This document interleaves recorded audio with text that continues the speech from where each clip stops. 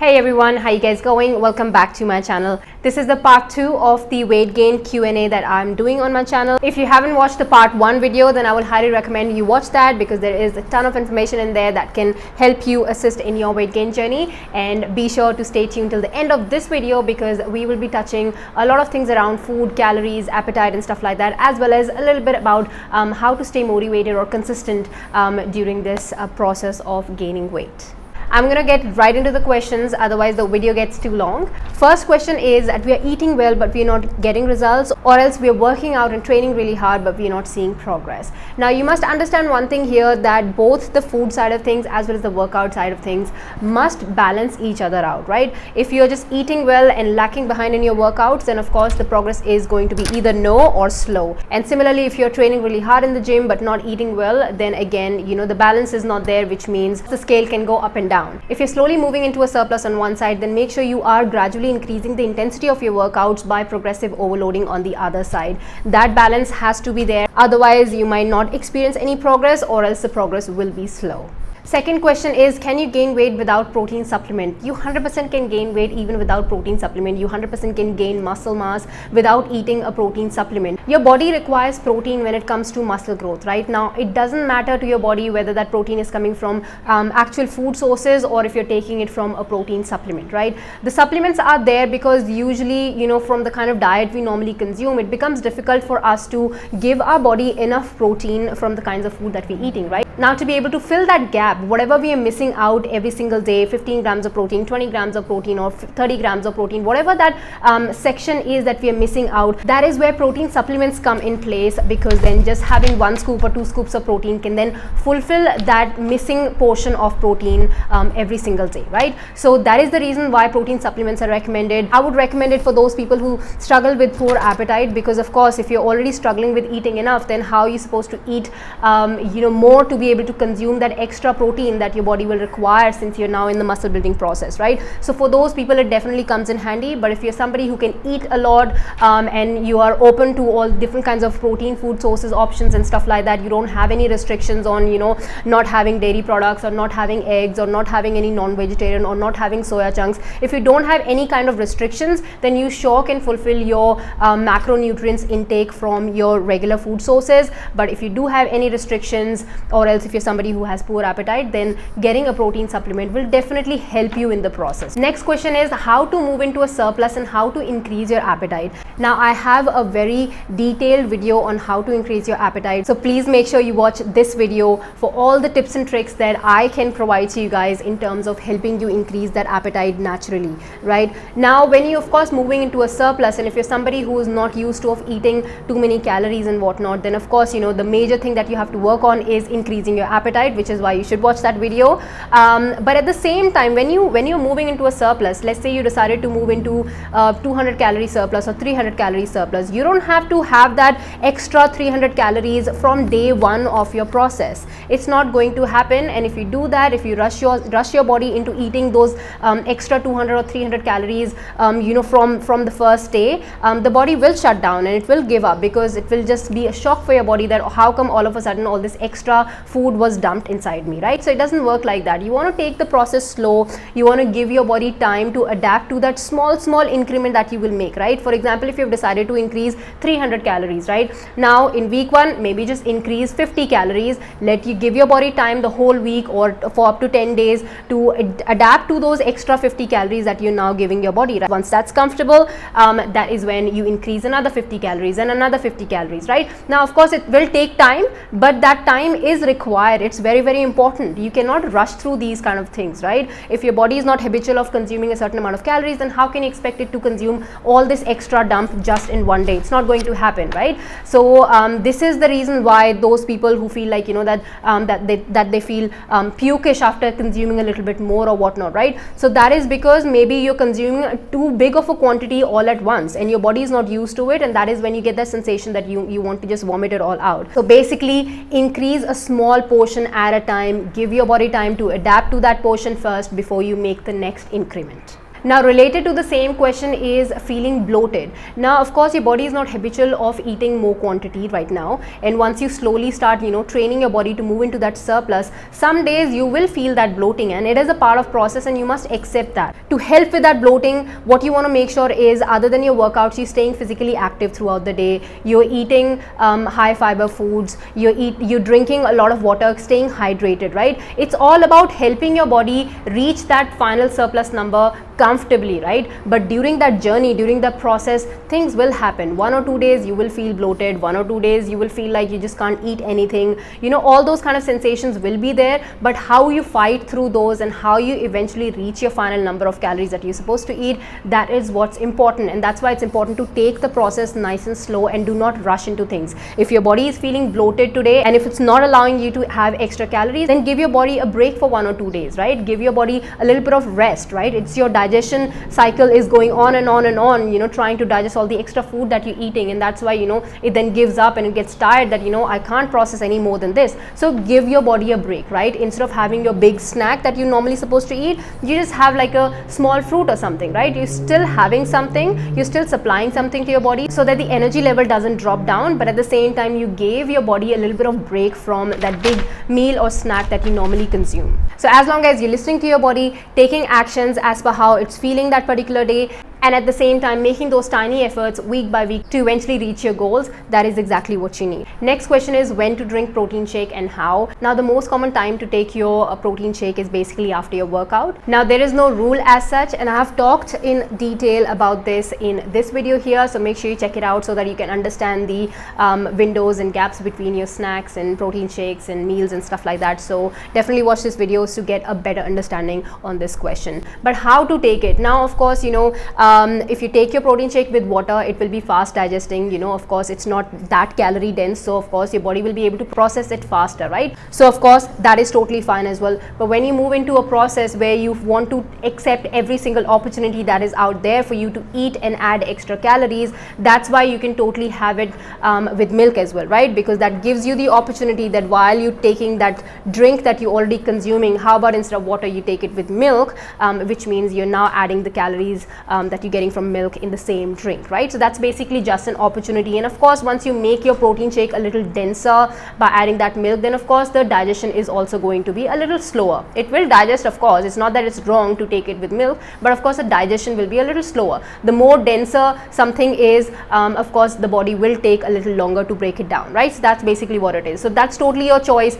You can take it with water or you can take it with milk. Now since I'm talking about calories, the next question is also about that only. A lot of people ask how many calories should they take or how much protein, carbs or fats should they take. Now I have talked about in a lot of detail upon this topic in these videos, so make sure you definitely go check those out. There is no point me repeating the same thing again and again. It's very simple, straightforward formula on how to calculate your calories and what your macronutrients breakdown should be. So definitely check out these videos which are already there on my channel to understand in detail and sit down and do your maths on how many calories and how many macronutrients should you consume in any given day. Next question is, we don't earn as much, which means we can't have fancy foods, so does that mean we can't gain weight? Now this is the biggest myth out there, that you have to have some fancy meals or whatnot to either gain or lose, right? It doesn't work like that.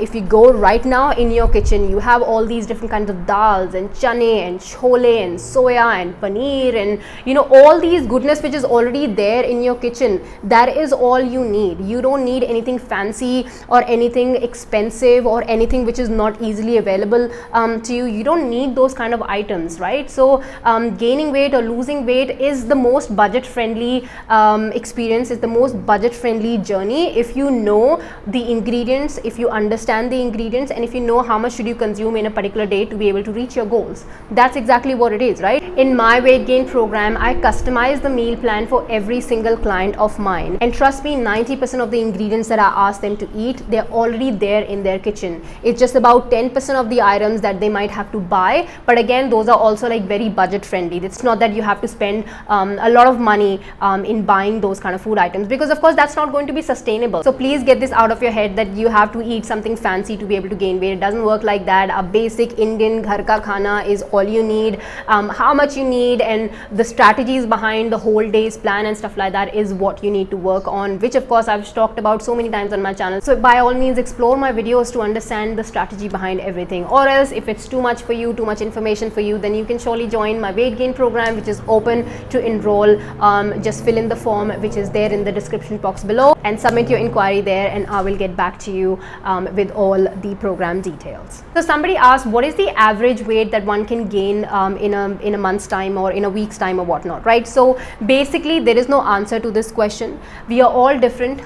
We all will gain at our own pace. It depends on a lot of factors as well, how much will one gain in a given time, right? But if you're getting into a process, if you want to set a goal for yourself, so aim for at least 2 or 3 kgs of gain per month, not more than that. If you're going to aim for 5 kgs and if you won't reach there, then of course that will be very demotivating for you. And also we are in a muscle building process. We want to gain weight by building muscle. Building muscle doesn't come easy, okay? It's a long process. When you are in the early stages, you might be able to gain 2 to 3 kgs of muscle in a month's time, but once you progress in your journey, the muscle growth will also reduce, right? Which means you might just be able to gain, let's say 1 kg or 1.5 kg of muscle in a month's time. So that's why don't aim for 5 kgs or 6 kgs or 7 kgs of weight gain in a month's time, because of course all that 5 or 6 kgs is not going to be all muscle. It will be a lot of fat as well. And as a lot of you guys say that we are experiencing fat accumulation in our belly or in our back or in our glutes or whatnot, you know, you want to stay away from that unwanted fat accumulation in just one section of your body, and that's why you want to focus more on muscle growth. And when your focus is to build more and more muscle mass,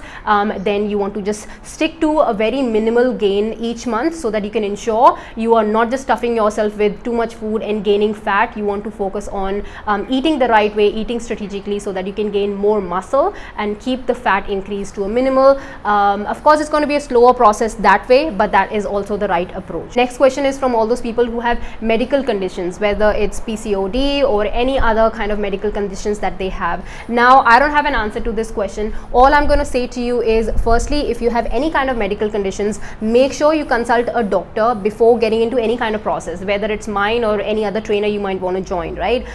Definitely consult to your doctor and take their advice on should you start working out, should you lift weights, or if there are any food restrictions that you need to follow. Once you have the approval, that is when you can of course, you know, go ahead and start your process, join a professional or do it on your own or whatnot. And then whatever food restrictions they have given you, keep those in mind and create a surplus food plan using the other food items that you can eat, right? And then if the workout side of things are all great, then you're good to do any kind of workouts. If you have any injuries like spinal injuries or whatnot, and if your doctor has advised you to not do certain moves and whatnot, then stay away from those kind of moves, right? So basically eliminate what can affect your medical condition, eliminate that from the process, and you are good to do the rest of the things, right? At least you will still be heading forward in your journey instead of just putting it to a stop. Next question is, how do I keep myself motivated and how do I keep going in the process? Now my answer to this question is, of course, I don't feel motivated every single day either. All I want to do is wake up, have my breakfast and go back to sleep.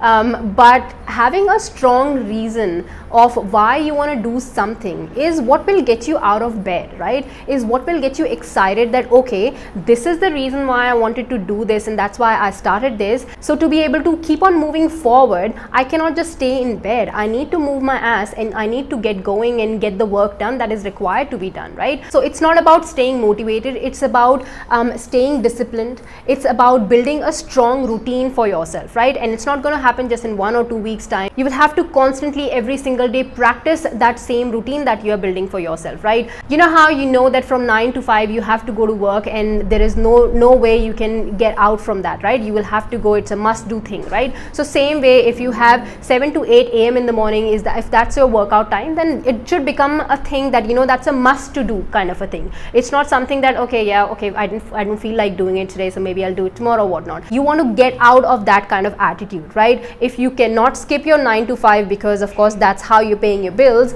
you cannot skip your 7 to 8 workout because that's how you're feeding and treating your body. And if you won't do that, then over the period of time your body will be so exhausted, it will lead to weight loss, or, you know, lead you to unhealthy depression side of things and stuff like that. So to keep yourself away from that, you must stick to that must do hour of yours every single day. And then of course, you know, eating side of things throughout the day, because of course I'm sure you're currently eating as well. So how about you just eat healthy and eat the right quantity and eat the right thing during those times to support the whole process, right? So basically what I'm trying to say is, don't rely on motivation, instead build a strong routine for yourself so that you can stay consistent in the process, right? And on top of that, accepting the fact that, you know, it's a long-term process, make sure you stay patient as well, right? Don't just lose motivation or consistency just because after 2 weeks or after 3 weeks you did not see any results. Accept the fact that maybe for 3 months you won't see any kind of results, any kind of physical results. Of course, you know, feeling energetic and feeling active, those kind of things, you might be able to start experiencing them pretty early, but maybe physical change might not happen in the first 2 months or 3 months. So accept that fact, have realistic goals for yourself so that you can stay motivated. If you're going to say that I'm going to look this thick or I'm going to gain this much weight in just 3 weeks time, and when that doesn't happen, then of course the motivation level goes down the drain. When you're working, of course you don't get promoted in just 2 or 3 months time, right? You have to really work hard for a longer period of time, and that's how you move to the higher positions and stuff like that. So same thing in working out as well. It's not something that will just happen overnight. You will have to put in a lot of hard work for a few months time, and that is how you reap results, right? So you want to stay consistent. If you are staying consistent and you're doing everything and you haven't seen any results for 2 or 3 months time, then that is when seek professional help. Instead of just stopping the process and giving up on anything, make sure you seek professional help so that, you know, somebody else can guide you in the process, because clearly if you are not seeing any results, then that means you're doing something wrong in the process, right? So accepting the pros and cons of the process you're getting into is very important if you want to stay consistent in the whole process, and keep going in the whole process. As I said, not every day you will feel energetic or motivated and whatnot, so make sure you have good company. Make sure you work on changing the atmosphere within yourself, within your brain, right? Because the stronger you are mentally, the stronger you are from inside, the better you will be able to perform outside, right? So on that note, I just want to say one thing, that I am doing a full how to stay consistent series on Instagram this week, so stay tuned on Instagram. If you don't follow me there, then make sure you follow me there, and stay tuned on my stories, on my Instagram stories, as well as I will be posting a few posts this week to help you guys understand, you know, how you can stay more consistent. I will be getting a bit elaborative on certain, you know, situations like night shift people or rotational shift peoples and stuff like that. So make sure you stay tuned there. You might pick some ideas on how you can improve your consistency. So if you don't follow me there, make sure you do that. Otherwise, I hope you enjoyed today's video and you got to learn a little bit, and I answered some of your questions. Anyways, on that note, I'm gonna see you guys next time. Till then, look after yourself. Bye guys.